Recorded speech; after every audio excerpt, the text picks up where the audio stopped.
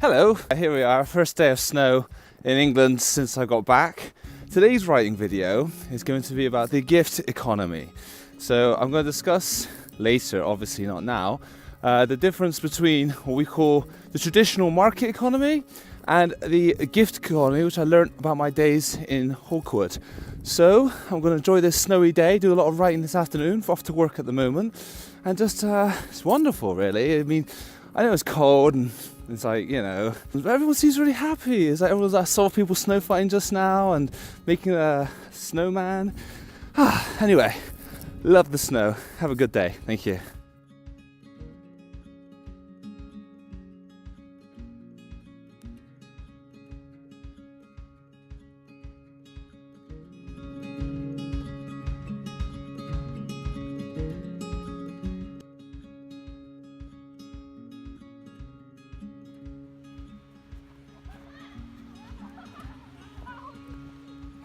Here we are today. We're in Bath at the Royal Crescent, and it's been really, it's really nice, you know, really magical in the middle of winter and all. And again, it's just nice to see everyone outside having fun, and all the kids, all the families outside in the park making snowmen, having snow fights. It's really quite pleasant. This is where Jane Austen would have written some of her novels back in the day. We're going to talk about the gift economy.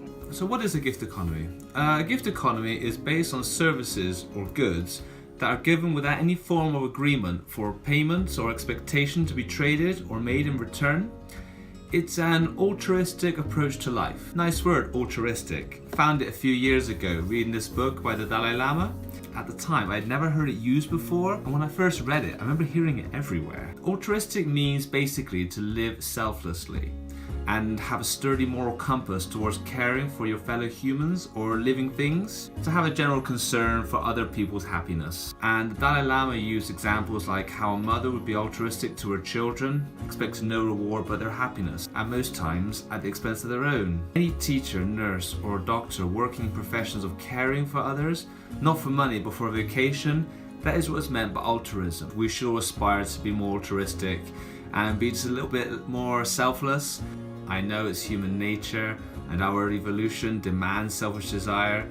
It's what's gotten us this far, you know, to the top of the food chain, that is. Perhaps the practice of concern for happiness of other human beings, animals or living things will result in a better quality of life. One word almost makes me want to be vegetarian, but meat tastes so damn good. Damn my human nature, how hard it is to defy.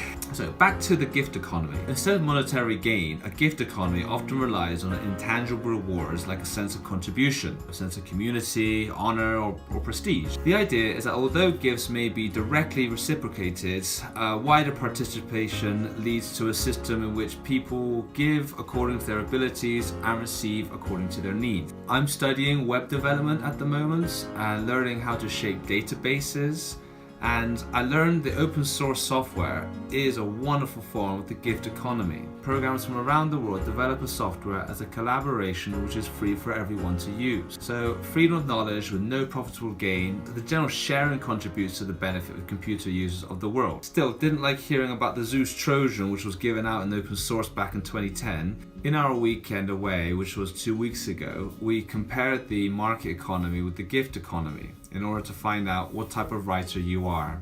Here are the 10 principles we outlined. Number 1. In a market economy, we perform transactions. That is, I trade something with you of the same or a greater value, I earn money for my labors, and I go and buy stuff like food, for example. In a gift economy, we develop relationships. I do a service for you without expectation or anything traded in return, only for the benefit of our relationship and your relationship with mankind. I know many people who would interpret this as being a pushover, and there are loads who exploit someone like this, but that's really a reflection of their character, not yours. A life based on relationships is far more valuable than that of material things. 2. A market economy is based on quantity. How much did you sell? Can you sell more? Bring on the greed! So a gift economy is based on quality, the quality of the service and the value it's worth. So the question is it better to be a minimalist and create something of greater value for generations to come than to make a quick buck here and there? 3. Coming off the last comment, a market economy is based on speed. Faster consumable products, now, keeping up with the need, before it phases out. When it does, it's forgotten. The gift economy relates to something being timeless, or at least having a reaching impact beyond our lifetime. Gifts that have contributed to humanity's understanding of science and nature by leaving textbooks of countless studies, experiments of the world we live in, from geography to psychology, or cosmology to microbiology, leaving works of the heart that expand the mind and soul to levels of enrichment that has shaped cultures. Number 4. When we talk about a market economy, you have a product. In the gift economy, there is a process. So you've all heard the expression, the journey is more important than the goal. It's not important what you have at the end, but what you become by the end. Number 5. The market economy plagues the world on scarcity and how you have to have something before it runs out or before someone else has it. The gift economy is about generosity. You have to share to show your true wealth. What you have in giving is a heart of gold, something we can all have abundance of, in my opinion. Number 6. A market economy is fixed, regulated, structured, follows rules and guidelines to achieve deadlines and targets to make money. A gift economy flows. There is no restriction other than those you place on yourself. You can plunge into the depths of your creativity or reach out to the furthest extent of human capability. You can excel at the rate you are meant to and meet the potential you're born to.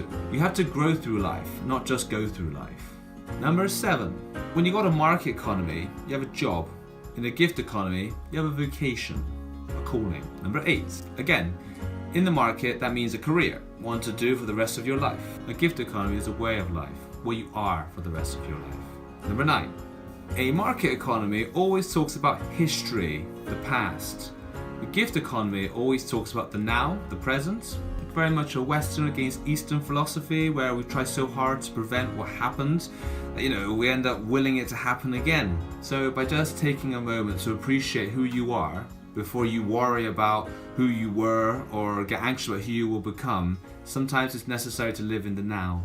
Finally, number 10, in a market economy, there is a focus on the greatness in person, being the celebrity. How everyone has to look at him or her and see how much of a wonderful person they are, me. In the gift economy, it's about greatness of purpose, being a servant to others, making them happy, and wondering what can be done to make this world just a little bit better and tomorrow a little bit brighter. In these 10 concepts of both the market and gift economy, what you can really see is a conflict of what may be considered the left side of your brain, the rigid, logical approach to life, and the right side of your brain, the creative, free-loving approach to life. On the one side, the market economy, or the logical side, you will see how many will consider writing or poetry or any other form of art just illogical or stupid or foolish acts. Just a waste of time because time is money and money is the foundation of the market economy. Then you have the gift economy, the imaginative side, which will simply find that any creative or artistic endeavor is a worthwhile cause and the meaning of being human. So while a market economy does sustain life, the gift economy makes life worth living.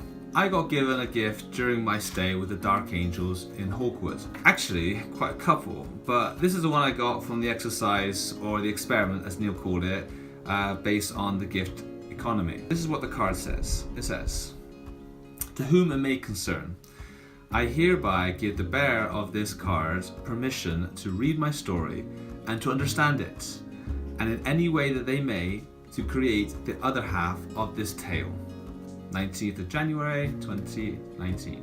I hope you enjoyed my video today. It was a little deeper than I originally intended, which was just outlining the difference between the gift and the market economy. Bottom line, I value both, but as an aspiring writer, I find it hard to establish myself as a writer in a time when all anyone seems to want to know is whether there is money in it. I don't know. All I know is that writing or painting or dancing or any form of creative expression is a gift, and one you shouldn't be afraid to express if it makes you happy. Thanks for watching, and I'll see you next week.